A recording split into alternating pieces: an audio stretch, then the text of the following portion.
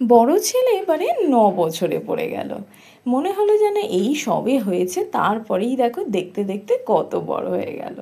সারা বছর ওরা এই দিনটার জন্য অপেক্ষা করে থাকে যে কবে আমার জন্মদিন হবে, কবে সেলিব্রেশন হবে, কে আমাকে কী গিফট দেবে।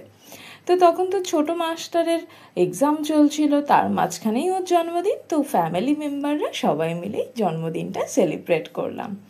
দুপুরবেলা তো ওকে রান্না করে দিয়েছিলাম, আর রাত্রিবেলা এই কেক কাটা, দু ভাইয়ের একসঙ্গে ম্যাচিং ম্যাচিং জামা পরা। দেখো কেক তো কাটলো, কিন্তু ক্যান্ডেলটাই বোঝাতে ভুলে গিয়েছিলো, তারপরে আবার ক্যান্ডেলটা বোঝালো।